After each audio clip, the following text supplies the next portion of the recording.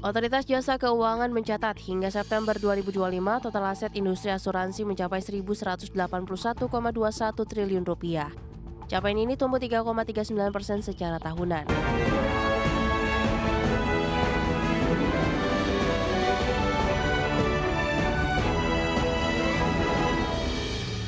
Ke informasi berikutnya pemirsa, Otoritas Jasa Keuangan mencatat total aset industri asuransi hingga September 2025 mencapai 1.181,21 triliun rupiah.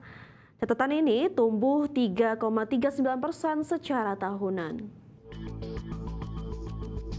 Otoritas Jasa Keuangan mencatat hingga September 2025 total aset industri asuransi mencapai 1.181,21 triliun rupiah. Capaian ini tumbuh 3,39% secara tahunan. Kepala Eksekutif Pengawas Perasuransian, Penjaminan dan Dana Pensiun OJK, Ogi Prastomiono menjelaskan dari sisi asuransi komersial, total aset tercatat sebesar 958,54 triliun rupiah atau meningkat 3,91% secara tahunan. Di mana kinerja asuransi komersial tercermin dari pendapatan premi yang mencapai 246,34 triliun sepanjang Januari hingga September 2025. Naik 0,38% dibandingkan periode yang sama tahun 2024.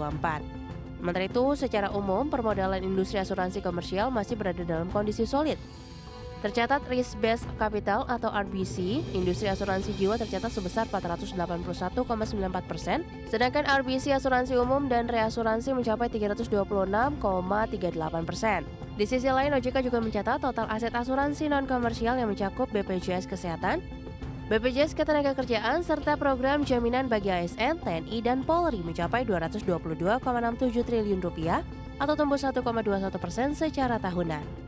Capaian total aset industri asuransi nasional hingga September 2025 ini tercatat jauh di atas ambang batas ketentuan minimum sebesar 120%.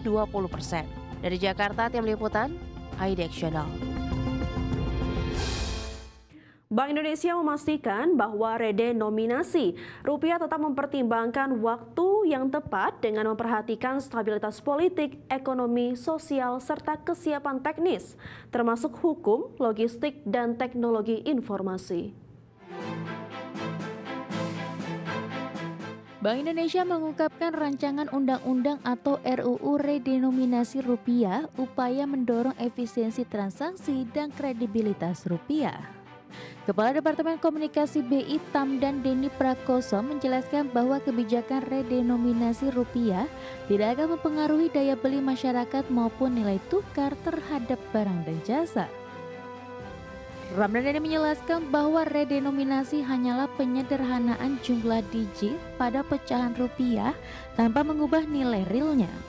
BI pun yakin kebijakan ini akan membawa sejumlah manfaat strategis, diantaranya meningkatkan efisiensi transaksi, memperkuat kredibilitas rupiah, serta mendukung modernisasi sistem pembayaran nasional. BI memastikan bahwa seluruh proses redenominasi akan dilakukan secara hati-hati dan melalui koordinasi erat antara Bank Indonesia, pemerintah, dan seluruh pemangku kepentingan terkait. Saat ini RUU redenominasi telah masuk dalam program legislasi nasional Prolegnas jangka menengah tahun 2025-2029 sebagai RUU inisiatif pemerintah atas usulan Bank Indonesia. Selanjutnya, Bank Indonesia bersama pemerintah dan DPR akan terus melakukan pembahasan mengenai proses redenominasi. Implementasi redenominasi tetap mempertimbangkan waktu yang tepat dengan memperhatikan stabilitas politik, stabilitas ekonomi, sosial, serta kesiapan teknis termasuk hukum, logistik, dan teknologi informasi. Ramdan menjelaskan bahwa RUU redenominasi telah dimasukkan dalam program legislasi nasional jangka menengah 2025 hingga 2029 sebagai RUU inisiatif pemerintah atas usulan BI.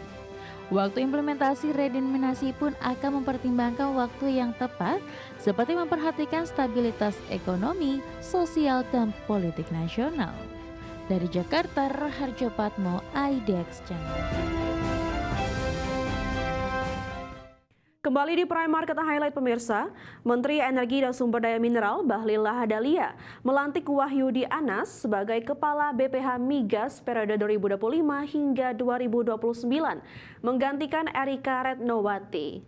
Penetapan Wahyudi dibarengi dengan penetapan susunan anggota Komite BPH Migas periode 2025 hingga 2029. Di mana penetapan Wahyudi sebagai Kepala BPH Migas yang baru juga telah disepakati DPR RI. Sebelum menjabat sebagai Kepala BPH Migas 2025 hingga 2029, Wahyudi Anas menjabat sebagai anggota Komite BPH Migas periode 2021 hingga 2025. Wahyudi Anas telah meniti karir di PT Perusahaan Gas Negara Tbk atau PGN selama 35 tahun. Usai melakukan pelantikan secara tertutup, Bahlil berharap Komite BPH Migas yang baru dilantik mampu bekerja sama dengan baik, khususnya dalam mengatur serta mengawasi penyediaan serta distribusi bahan bakar minyak nasional. Ya, hari ini kan kita melakukan pelantikan BPH Migas, karena BPH Migas sudah satu periode selesai dan SK masa berlakunya perpanjangan hari ini berakhir. Jadi sekarang kita lantik, ya tujuan kita adalah bagaimana kita bisa membangun tim yang baik, terutama dalam pengelolaan, karena yang mengendalikan subsidi BBM itu kan adalah di BPH Migas, termasuk dalamnya adalah pipa ya. Dan mereka bagian daripada keluarga besar dan mempunyai hubungan kerja dengan SDM. Jadi saya berharap harapan kita ke depan. Menteri Sekretaris Negara Prasetyo Hadi mengungkapkan Menteri Pertahanan Safri Samsudin serta Panglima TNI Jenderal Agus Subianto melaporkan perkembangan terkait dengan penertiban tambang nikel ilegal di Morowali, Sulawesi Tengah kepada Presiden Prabowo Subianto. Prasetyo menjelaskan penertiban tambang ilegal di Morowali dilakukan oleh Satgas Penertiban Kawasan Hutan pada awal November 2025 yang dipimpin langsung oleh Menteri Pertahanan Safri Samsudin bersama Panglima TNI, Kapolri, dan Jaksa Agung. Operasi ini menegaskan kehadiran negara dalam menjaga sumber daya alam dan menindak aktivitas pertambangan tanpa izin. Penertiban dilakukan pada 4 November 2025 di Desa Laronai, Kecamatan Bungku, pesisir Kabupaten Morowali, Sulawesi Tengah.